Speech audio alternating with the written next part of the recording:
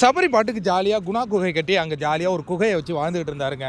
திடீர்னு என்ன பண்ணாருன்னா, சுபிக்ஷா முன்னாடியே அந்த ஒரு செயினை எடுத்தார். அது ஒளிச்சுலாம் வேற வச்சாங்க, எங்கே ஒளிச்சு வச்சாங்கன்னு தெரில, பயங்கரமான இடம் பார்த்து ஒளிச்சு வச்சுருக்காங்க போல இருக்கு. ஆனால் பிக் பாஸ் கூப்பிட்டு என்ன பண்ணாருன்னா, ஐயோ செயினெல்லாம் திருப்பி வைப்பா, நீ பாட்டுக்கு செயினை ஒளிச்சு வச்சுட்டேன் அப்படின்னா நான் கண்டென்ட்டுக்கு எங்கே போகிறது, ஒளிச்சு வை, ஒளிச்சு வச்சதெல்லாம் எடுத்து கொடுத்துரு, ஜெயிலுக்கும் போ, நீ குணா குகை கட்டி தானே வாழ்ந்துட்டு இருக்க, அங்கே ஒரு குகை இருக்குது, அங்கே மாதிரி போய் இருப்பா அப்படின்னு சொல்லிட்டாரு. இப்போ நம்ம மிஷன் தொடங்குறாங்கங்க. யாருன்னா மாடர்ன் சினிமாஸ் அவங்க ஒரு மிஷனை தொடங்குறாங்க. ஃபஸ்ட்டு அந்த நகை தொலைஞ்சது இல்லையா, அதை கண்டுபிடிக்கணும்னு ஒரு சின்ன அக்கறையாவது அவங்க எடுத்தாங்களா அப்படின்னா எடுத்திருக்காங்க போல இருக்க. விஜய் பார்வதி தான் அதுக்கு ஹெட்டு.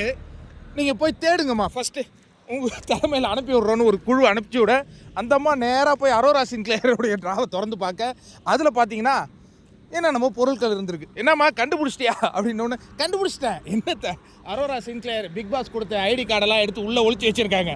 அப்புறம் 2 பேனா 4 பேப்பரு. சரி அது இருக்கட்டும், கிரீடம் எங்கம்மா, அந்த நெக்லஸ் எங்கம்மா, நெக்லஸ் எல்லாம் அப்புறமா பார்த்துக்கலாம், இவன் இவ்வளோ ஒழிச்சு வச்சுருக்கா, இது கொடுத்து எதாவது ரெட் கார்டு கொடுத்து அனுப்பி விட முடியுமான்னு கேளுங்க பிக் பாஸுக்கிட்ட அப்படின்னு கம்ப்ளைண்ட் கொடுத்துட்டு இருந்தாங்க. உடனே சால்வ் பண்ணுறதுக்கு கமருதீன் வராரு. என்ன பாரு நீ, சரி நான் இப்போ என்ன சமாதானத்துக்கு அனுப்புகிறேன், அவங்ககிட்ட போய் ஃப்ரெண்ட்ஷிப்புன்னு சொல்லணும், அவங்ககிட்ட போய் லவ்னு, என் நிலமை ரொம்ப கஷ்டமாக இருக்கியா அப்படின்னு போட்டார். சரி நம்ம இப்போ இந்த பிளான் பண்ணோம், அது பெருசாக சக்ஸஸ் ஆகலை. என்ன பிளானு, தேடும் படலாம், அதை விட்டுட்டு இப்போ என்ன பண்ணுவோன்னா, நாம் ஏன் அந்த கிரீடத்தை நெக்லஸை திருடக்கூடாது, நல்ல பிளானாக இருக்க, திருடுவோம் வாங்க எல்லாரும் கூடுங்க. சபரி அவன் அங்கே குணா குகையிலே இருக்கட்டும், நம்ம அடிக்கடி போய் அவன்கிட்ட ஆலோசனை வாங்கிக்கலாம். இப்போ இந்த மிஷன் பயங்கரமாக ஆப்ரேட் பண்ணுறாங்கங்க. இது சாண்ட்ரா தான் லீடு எடுக்கிறாங்க. எஃப்ஜே நீ உனக்கு தெரிஞ்ச ஐடியாவை சொல்டா. எனக்கு தெரிஞ்ச ஐடியானா பிளாங்கெட்டு, போர்வையை எடுக்கிறோம், போர்வையை எடுத்துகிட்டு போய் எல்லார் மேலேயும் போத்துறோம், போத்துனதுக்கு பிறகு இதை எடுக்கிறோம், அந்த நெக்லஸை எடுக்கிறோம், அதுக்கப்புறம் ஒளிச்சு வைக்கிறதுல ஐயா டாப், அதை நான் பண்ணிவிடுவேன். சரிடா, இது எந்த டைம்டா எடுத்தால் கரெக்டாக இருக்கும், இதை நம்ம எடுக்க வேண்டிய நேரம் இப்போவே ஆரம்பிச்சிடலாமே, தேடும் படம்லாம் முடிஞ்சிடுச்சு, ஏன் இப்போயே ஆரம்பிக்கக்கூடாதா, இப்போவே ஆரம்பித்தா அவனுங்க எல்லாம் முடிச்சுக்கிட்டு இருக்கானுங்கடா, அது சரியாக இருக்காத, அப்போ எப்போ ஆரம்பிக்கலாம், எல்லாம் தூங்குனதுக்கு பிறகு ஆரம்பிப்போம். எல்லாம் தூங்குனதுக்கு பிறகுனா நாம் அப்போ நமக்கு கொஞ்சம் தூக்கம் தேவையா, ஆமாம் கொஞ்சம் தூக்கம் கொடுங்க. இப்போ மணி என்னடா ஆகும், ஒரு 12 மணிகிட்ட ஆகும், ஒரு 4 மணி வரையும் தூங்கிடலாமா, 4 மணி வரையும் தூங்குறோம், இது நல்ல ஐடியாவாக இருக்குது. 4 மணி வரையும் தூங்க போகிறோம், தூங்கினதுக்கு பிறகு நேராக அதை போய் என்ன ஐடியாவை சொல்லிடுங்க. ஃபஸ்ட்டு ஐடியா என்னன்னா அதே தான், போர்வையை தூக்குறோம், போர்வையை தூக்கிட்டு போய் அங்கே யாராவது 2 பேர் முடிச்சிருந்தாங்கன்னா அவங்க மேலே ஃபஸ்ட்டு போற்றி அதை நிறுத்திடுவோம், அதுக்கப்புறம் அதை பண்ணிவிடுவோம். இதான ஐடியா இதுதான். சபரிகிட்ட கன்வே பண்ணிடலாமா, சபரிகிட்ட போய் கன்வே பண்ணிவிடுங்க, இதை எக்ஸிக்யூட் பண்ணுறோம். பயங்கரமான ஒரு எக்ஸிக்யூஷன் நடக்குது, இதை நம்ம எப்படியாவது கண்டுபிடிச்சிடணும், எப்படியாவது அதை தூக்கிடணும் அப்படின்ட்டு. இப்போ சரிடா 4 மணிக்கு யாரா எழுப்பி விட்றது, உடனே சாண்ட்ரா நான் அந்த பொறுப்பு எடுத்துக்கிறேன்.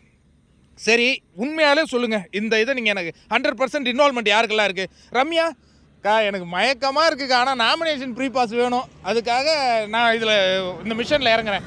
எஃப்ஜே நீடா தூங்குனா எழுந்திருக்கவே மாட்டியாடா நீ, சரி எனக்கு பெருசாக இல்லை, எனக்கு மக்களுடைய மிகப்பெரிய ஆதரவு இருக்குது, இருந்தாலும் உங்களுக்காக நான் இந்த கேமை ஆடித்தரேன்.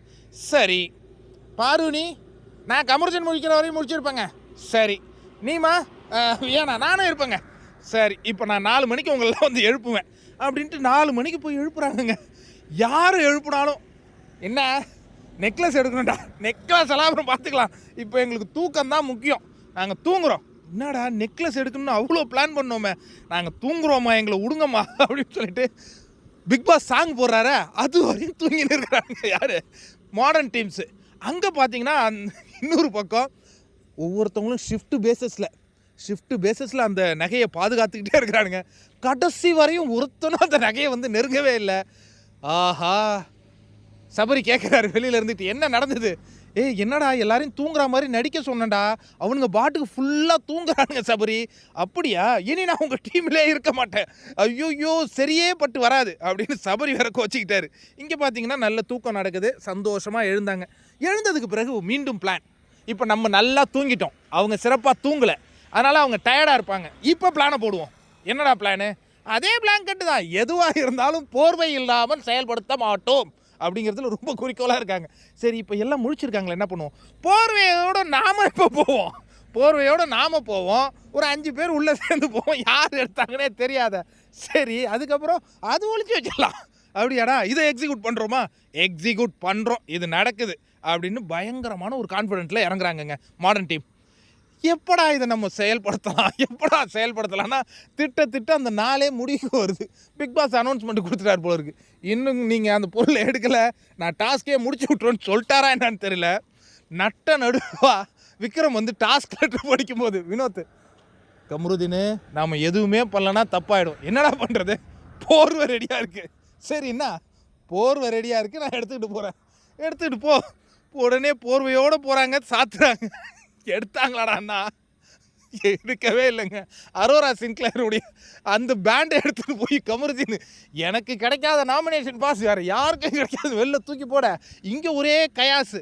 கடைசியில் பார்த்தா சுபிக்ஷா கையில் நெக்லஸ் இருக்குது. ஐயோ, ஃப்ளாப் ஆகிடுச்சா? ஆனால் அவங்களால யார் எடுத்தாங்கன்னு கண்டுபிடிக்க முடியல. சரி, டாஸ்க் லெட்டரை படிப்பா விக்ரம், டாஸ்க் லெட்டரை படி. ஓகேங்க, டாஸ்க் லெட்டரை படிக்கவா? இது இந்த முதல்வன் படம் மாதிரி பண்ணணும். சரி. டேய் கமருதீனே, சொல்லு வினோத்து, அசிங்கமாயிடுச்சுடா, உயிரை கொடுத்து நான் அதில் போனேன்டா, கொஞ்சம் கால் ஸ்லிப் ஆகி கீழே விழுந்துட்டேன். என்னடா அங்கேயே வாடா போட்டு வச்சுருக்கேன், இப்போ என்ன பண்ணணுங்கிற? போர்வை ரெடியாக இருக்குது. என்னடா பண்ணணும்? போர்வை ரெடியாக இருக்குது, பாய்வோம். சரி, நான் உனக்காக வரேன் போ. திரும்பியும் ஓடுறாங்கங்க, போய் என்னென்னமோ பண்ணுறாங்க. அரோரா சின்க்ளேர் அதை வந்து எடுத்துகிட்டு போயிட்டாங்க. அடா பாவிகளா, 2வது முறை அது தொடலையா? 3வது வேணாம், போர்வை ரெடியாக இருக்குது, எதுக்கு? திரும்பியும் உள்ள போடுவோம். சரி, உள்ளே போட்டு எடுப்போம். கடைசியாவது எடுத்தீங்களடா அந்த நெக்லஸை? கமருதீன், நான் அதை தொட்டிக்கு உடச்சிட்டேன். அப்பா, கடைசியில் அதை தொட்டுட்டோம்ல, அந்த சந்தோஷம் போதுயா. நெக்லஸ் மிஷன் ஃபெயிலியர் அப்படிங்கிறது தான் இன்றைக்கி பார்க்குற மாதிரி இருந்தது. அதுக்கு பிறகு பார்த்தீங்கன்னா பிக் பாஸ் அனௌன்ஸ் பண்ணிடுறாரு, அந்த மாடர்ன் டீமை அவங்க ரெட்ரோ டீமுக்கு கொடுத்துட்றேன் நாமினேஷன் ஃப்ரீ பாஸ். 8 பேருக்கு நாமினேஷன் ஃப்ரீ பாஸ். சந்தோஷமாக அவங்க இருக்காங்க. சரி, அதுக்கப்புறம் ஒரு டாஸ்க் ஆடி கேப்டன்சி டாஸ்க்கு போகலான்னு முயற்சி பண்ணால் அங்கேயும் எல்லாம் தவறி உழுவுது. கடைசியில் பார்த்தா அதையும் யாரே சுவாகிக்கிறாங்க, ரெட்ரோ டீமே அதையும் எடுத்துக்கிட்டாங்க. நாமினேஷன் ஃப்ரீ பாஸையும் எடுத்துக்கிட்டாங்க, கேப்டன்சி டாஸ்க்கையும் எடுத்துக்கிட்டாங்க. சந்தோஷமாக இருக்காங்க. இங்கே எங்கள் தலைவி ரம்யாவால் இதெல்லாம் பார்த்துட்டு, எனக்கு பாஸ் இருக்கா இல்லையா, உனக்கு பாஸ் இல்லைம்மா அப்படின்னு சொல்லி அவங்களுக்கு நாமத்தை போட்டு விட்ட கதை நடந்தது. இதை தவிர்த்து சர்ச்சையான சில விஷயங்கள் நடந்தது. என்னென்னா, வியானாவுடைய அந்த ஒரு இன்னர் வேரெல்லாம் துவைச்சி அதை கொண்டு போய் நடு வீட்டில் உட்கார வச்சுட்டாரு அப்படின்னு சொல்லிட்டு அது ஒரு பிரச்சனையை உருவாக்கிட்டு இருந்தாங்க. அதுக்கு அடுத்தது பார்த்தீங்கன்னா, நடுவில் விஜய் பார்வதி வந்து, என்னப்பா திடீர்னு விஜய் பார்வதி எவிக்டர்னு பொருளை கிளப்பிட்டு இருக்கானுங்க சோஷியல் மீடியாவில். பார்வதி இல்லைன்னா பிக் பாஸ் எப்படி? ஐயோ, நீங்கள் இது எத்தனை பேர் ஆதரிக்கிறீங்க? கமெண்ட்டில் என்கிட்ட சொல்லுங்கள். விஜய் பார்வதி எவிக்ட்னு எதுக்கு இன்றைக்கி பொருளை பரப்புறானுங்க சோஷியல் மீடியாவில்?